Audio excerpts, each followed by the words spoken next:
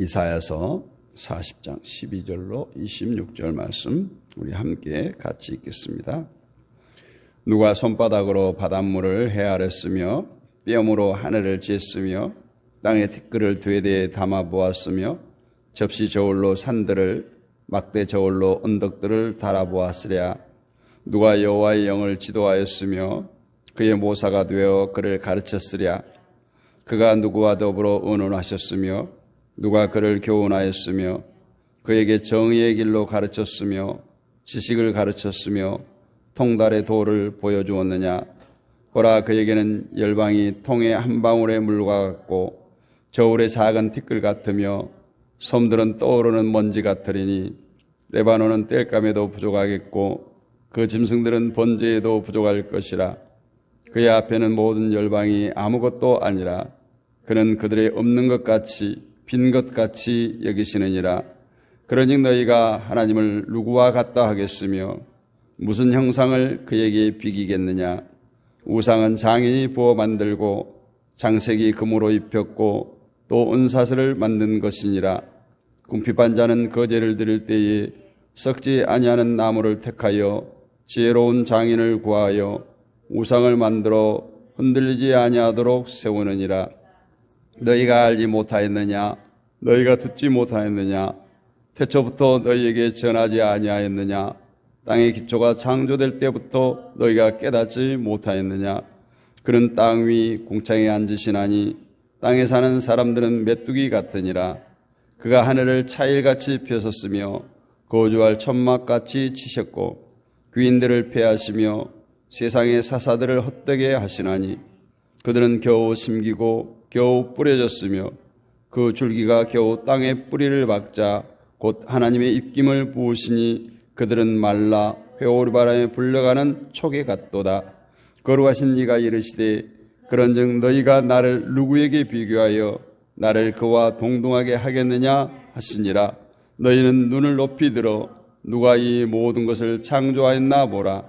주께서는 수요대로 만상을 이끌어내시고 그들의 모든 이름을 부르시나니 그의 권세가 크고 그의 능력이 강함으로 하나도 빠짐이 없느니라. 아멘. 하나님과 인간, 창조주와 피조물의 관계는 끊을래야 끊을 수가 없죠. 창조주 하나님이 계시지 않았더라면, 우리를 창조하시 않았더라면 우리의 존재는 있을 수가 없습니다. 흔히 우리 그리스도인들이 나는 하나님의 은혜로 산다, 나는 하나님의 사람입니다, 이런 말을 참 많이 하지만 정작 살아가는 사람들의 모습을 보면, 우리가 세상 가운데 나가서 보면은 정말 그리스도인들의 모습을 찾을래야 찾아볼 수가 없습니다. 은혜와 사랑으로 사는 것이 그냥 말에 그치고 실제 삶에서 드러나지 못한다라는 것입니다. 은혜와 사랑으로 산다면 분명히 그 모습이 보여지게 되어 있습니다. 그리고 그 모습은 세상과 완전히 구별된 모습입니다. 예수님께서 공생애를 시작하기 전에 사단에게 시험을 받으실 때에 사람이 떡으로만 살 것이 아니요 하나님의 입으로서 나오는 말씀으로 산다라는 말씀을 하셨죠. 또 악인이 잘되고 의인이 고통받는 것을 보면서 하나님께 하소연을 했던 하박국 선지자에게 하나님은 의인은 믿음으로 말미암아 살리라, 이렇게 말씀을 합니다. 떡을 의지해서 사는 것이 아니라 하나님의 말씀을 의지해서 살고 세상의 힘을 의지하는 것이 아니라 믿음으로 산다는 겁니다. 그렇다면 말씀이나 믿음이 우리가 살아가는 상황, 환경에 따라서 그때그때 변할까요? 아닙니다. 말씀이나 믿음은 불변합니다. 우리가 편안할 때나 어려울 때나 믿음과 말씀은 동일합니다. 어제나 오늘이나 영원토록 변함이 없습니다. 그렇다면 우리 인간들이 편안하게 살 때, 잘 될 때, 형통할 때 은혜와 사랑을 말하면서 믿음으로 살았다면 여전히 어려웠을 때도 변함없이 동일한 믿음이어야 됩니다. 그때 진정한 믿음이 증명되는 것입니다. 그런데 편안할 때는 교회에 잘 나오고 예배에 잘 드리고 봉사도 열심히 하다가 막상 어려움이 닥치면 은혜라는 말도 입에서 사라져버리고 왜 나는 열심히 신앙생활하는데 이런 시련을 주느냐 이런 원망을 한다면 그 믿음이 아니라 단지 편안함을 즐기는 여유에 지나지 않습니다. 진심으로 하나님의 은혜로 세상을 살아가는 사람은 그 믿음의 모습이 언제나 변치 않습니다. 왜냐하면 하나님의 말씀은 불변한 것이기 때문에 은혜도 사랑도 변함이 없기 때문에 세상이 어떻게 된다고 해도 여전히 그 말씀은 존재하고 하나님의 은혜와 사랑이 우리와 함께 하신다면 그것으로 족한 줄로 알아야 되는 겁니다. 하박국 선지자가 하나님을 제대로 깨닫고 난 뒤에 이런 노래를 하죠. 우리가 잘 아는 말씀, 비록 무화과 나무가 무성치 못하며 보대나무에 열매가 없으며 감람나무에 소출이 없으며 밭에 식물이 없으며 우리의 양이 없으며 외양간에 소가 없을지라도 나는 여호와로 인하여 즐거워하며 나의 구원의 하나님을 인하여 기뻐하리로다. 여러분, 하박국 선지자가 노래한 그 상황을 우리의 삶에 한번 대입시켜 보자고요. 지금 하박국 선지자가 노래한 그 상황대로라면 한마디로 실패한 인생입니다. 하는 일마다 안 됩니다. 아무것도 가진 것이 없는 인생이에요. 그럼에도 불구하고 여호와를 인해서 즐거워하고 구원의 하나님을 인하여 기뻐한다는 거예요. 하나님으로 인해 즐거워한다는 것은 내 안에 하나님으로 가득 차 있을 때 거기에 나는 없어지고 하나님만 드러날 때 가능합니다. 그런데 세상 사람은 자기 속에 자기 욕심으로 가득 차 있어요. 자기 외에 다른 것이 들어오는 것을 용납지 않습니다. 어떻게 하면 내가 더 잘 될 것인가? 어떻게 하면 실패하지 않고 남들보다 더 성공할 수 있을 것인가? 이렇게 자기 욕심으로 가득 채운 채 살기 때문에 인생이 힘들고 하나님은 보이지 않습니다. 요즘을 이렇게 말합니다. IMF 때보다 더 힘들다. 코로나 때보다 더 어렵다고 말해요. 이로 인해서 많은 직장인들, 소상공인들 할 것 없이 불안합니다. 사람들은 이 불안이 환경 때문에 경제가 어렵기 때문에 불안하다고 말합니다.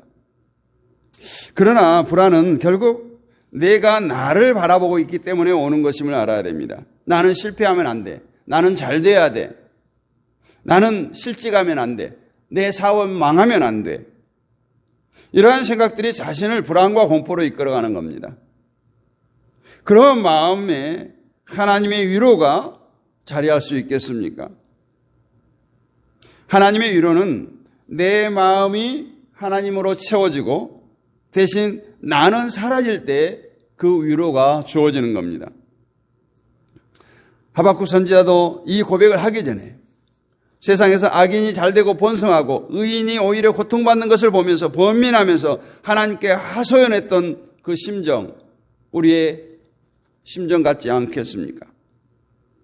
그때 하박국 선지자의 마음은 하나님이 아니라 자기로 가득 채워져 있었어요. 자기로 가득 채워진 것이 뭡니까? 악인은 벌을 받아서 고통받고 못 살아야 되고 반대로 의인은 복을 받고 잘 살아야 한다는 것이 하박국 선지자의 마음이었어요. 이것이 지금의 우리들의 마음인 것이죠. 하박국 선지자는 의인은 고통을 받으면 안 된다고 생각했어요. 그때 하나님께서 하박국 선지자에게 너희들이 고통을 받으면 안 될 이유가 있느냐라는 얘기를 하는 거예요.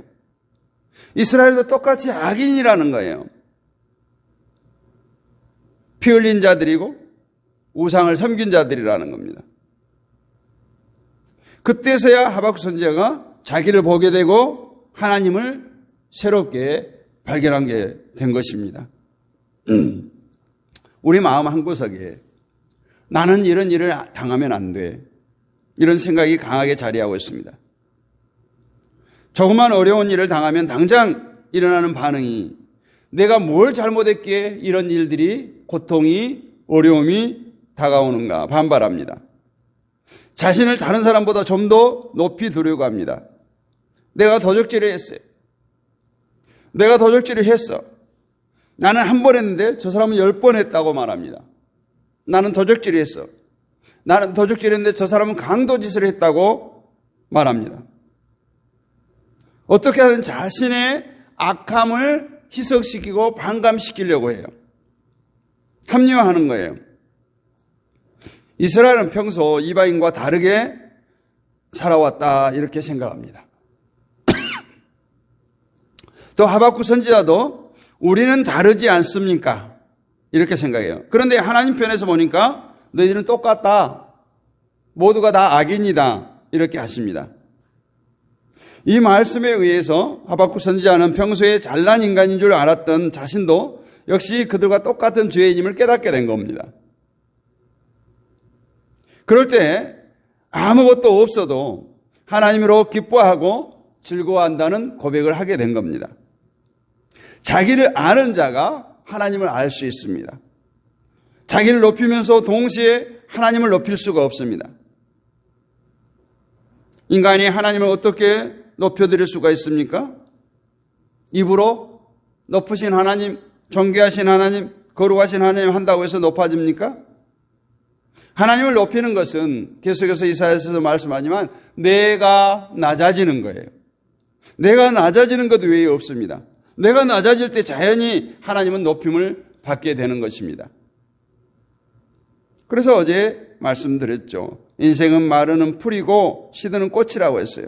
그에 비해서 하나님은 어떤 분인가? 오늘 본문에서 보면 하나님이 만드신 바닷물을 손바닥으로 헤아려 본 사람이 있느냐? 하나님이 만드신 하늘을 뼘으로 재어본 사람이 있느냐? 땅의 티끌을 되에 담아서 되본 사람이 있느냐? 산들을 저울에 달아본 사람이 있느냐? 이렇게 묻습니다. 오늘 여기서 말씀하고 있는 어느 것 하나 인간들이 할 수 없는 일이에요. 하나님께서 오늘 이러한 질문을 던지신 이유는 인간은 하나님이 창조하신 피조물조차 헤아릴 수 없는 연약한 존재라는 거예요. 15절을 보면 보라 그에게 열방은 통에 한 방울의 물과 같고 저울에 적은 티끌 같으며 섬들은 떠오르는 먼지 같으니, 이 열방이라는 세상 모든 나라를 의미하죠. 세상의 모든 나라가 하나님 보시기에는 그 통에 묻어있는 한 방울의 물 같고 저울에 적은 묻은 먼지 같은 티끌 같은 존재라는 거예요. 물통에 한 방울의 물 표도 나지 않습니다. 저울에 티끌 묻은 것, 저울추를 움직일 수 있겠습니까? 이처럼 세상의 모든 나라를 합해봐야 하나님 앞에서 아무것도 아니라는 거예요. 그렇다면 그 아무것도 아닌 세상 속에 살아가는 나라고 하는 존재는 뭡니까? 세상의 모든 나라도 한 방울의 물에 비교할진데 그 나라에 비하면 나 하나는 아무것도 아니라는 거예요. 그런 나를 하나님 앞에 내세우면 뭐가 되겠어요? 티끌보다 못한 존재가 아니겠어요? 한 방울의 물보다 못하고 티끌보다 못한 존재가 무엇을 한들 하나님께서 그것을 기쁨으로 삼겠습니까? 16절에 레바논 짐승들은 번제 소용에도 부족하겠고 그 삼림은 그 화목 소용에도 부족할 것이라. 옛날 그 레바논의 모든 짐승을 다 번제로 사용하고 그 산의 모든 나무를 그 화목으로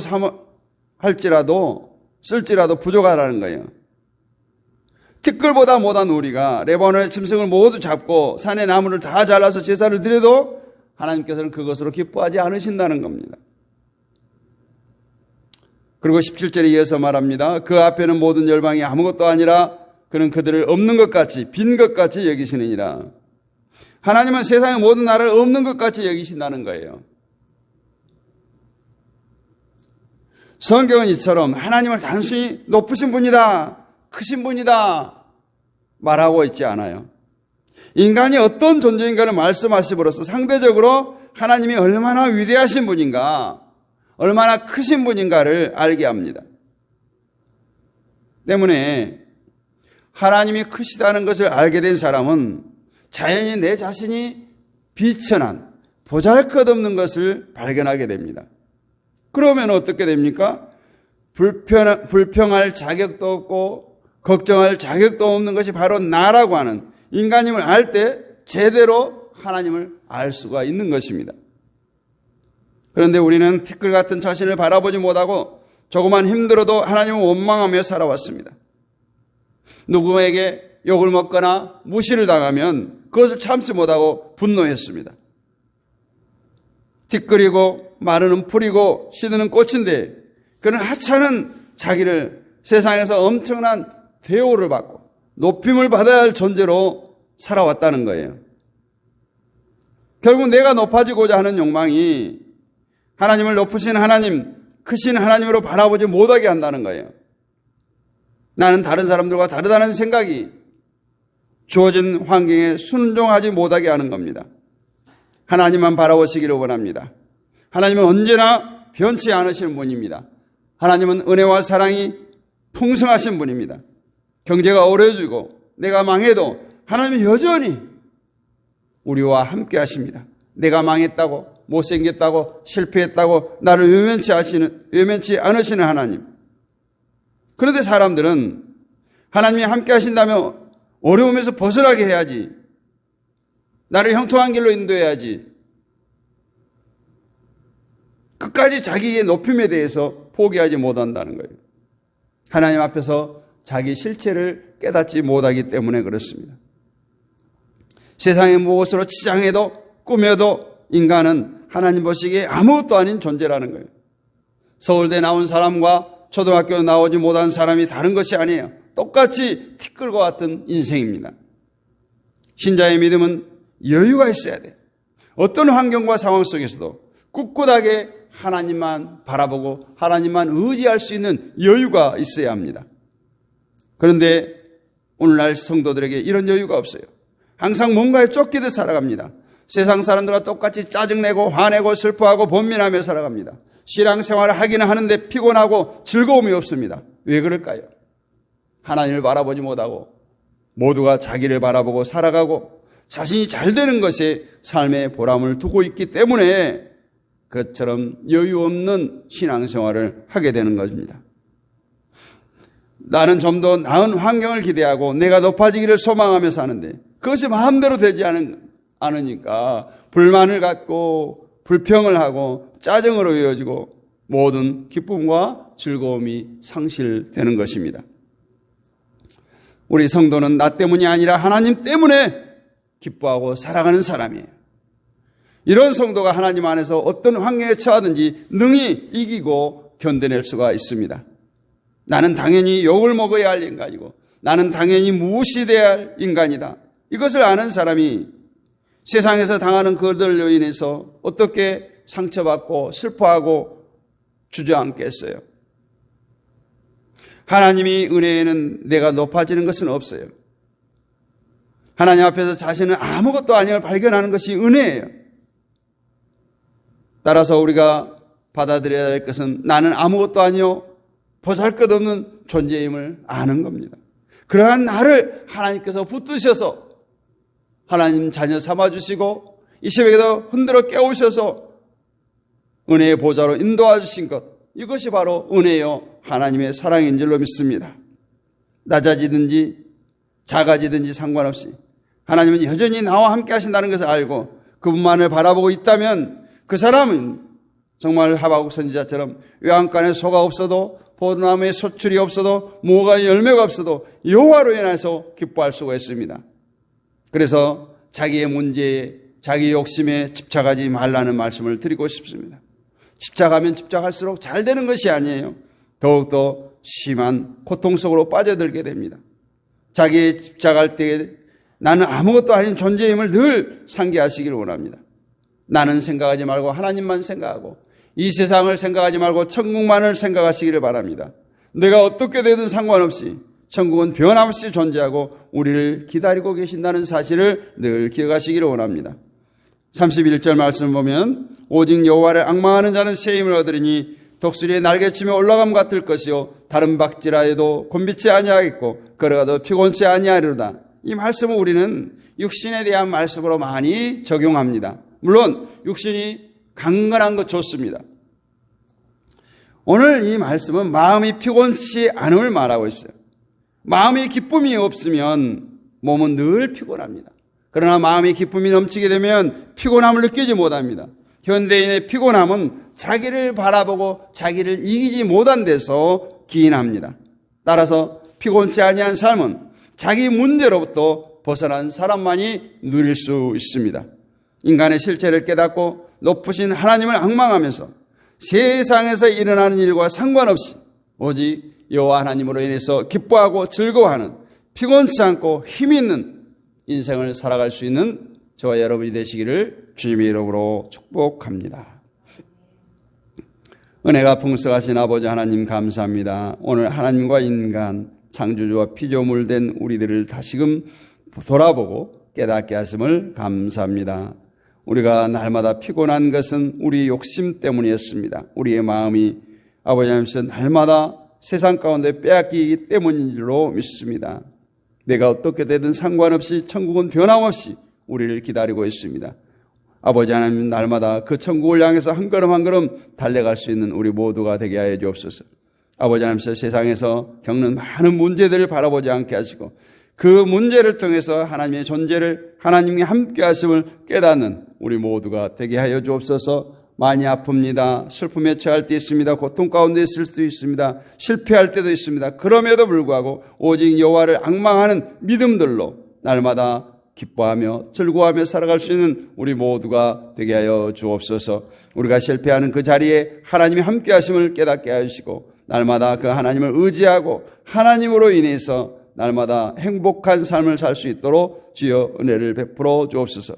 우리의 존재는 나의 존재는 아무것도 아닙니다. 먼지와 같습니다. 아버지 하나님께서 하나님 보시기에 정말 통의 물방울보다 적은 우리들의 인생 아버지 하나님께서 끝까지 붙들어 주옵시고 아버지 하나님께서 늘 인도하여 주셔서 하나님의 백성들이 이 땅을 살아갈 때 수치당함이 없도록 아버지 하나님께서 늘 새 힘을 공급하여 주시고 능히 이길 수 있는 믿음들을 허락하여 주옵소서. 이 집에도 깨어 기도하는 모든 주의 백성들을 주여 붙들어 주시고 자들의 삶의 여정 가운데 하나님 친히 간섭하여 주시고 인도하여 주시고 지키시고 보호하여 주옵소서. 이사옵고 살아계신 우리 주 예수 그리스도의 이름으로 감사드리고 기도하옵나이다. 아멘. 하늘에 계신 우리 아버지 이름을 거룩하게 하시며 아버지의 나라가 오게 하시며 아버지의 뜻이 하늘에서와 같이 땅에서도 이루어지게 하소서. 오늘 우리에게 일용할 양식을 주시고 우리가 우리에게 잘못한 사람을 용서해 준 것 같이 우리 죄를 용서해 주시고 우리를 시험에 빠지지 않게 하시고 악에서 구하소서. 나라와 권능과 영광이 영원히 아버지의 것입니다. 아멘. 할렐루야. 오늘도 승리하셨습니다. 함께 하신 모든 분들 사랑하고 축복합니다. 오늘도 함께 우리가 합심하여 기도하겠습니다. 이 나라와 이 민족을 위해서 기도합니다. 한반도 평화를 위해서 기도합니다. 한국 교회를 위해서 기도합니다. 세계 평화를 위해서 기도합니다. 선교사님들을 위해서 기도합니다. 믿음의 동역자들을 위해서, 연약한 지체들을 위해서, 또 온라인 사역자들을 위해서 기도합니다. 우리 다음 세대와 자녀들, 친척, 친구, 이웃을 위해서 기도하시고 우리가 섬기는 교회와 가정, 사업장, 직장을 위해서 기도합니다. 오늘은 화요일입니다. 세계 평화를 위해서, 선교사님들을 위해서 집중적으로 기도하도록 하겠습니다. 우리 주여 크게 한번 외치고 기도합니다. 주여!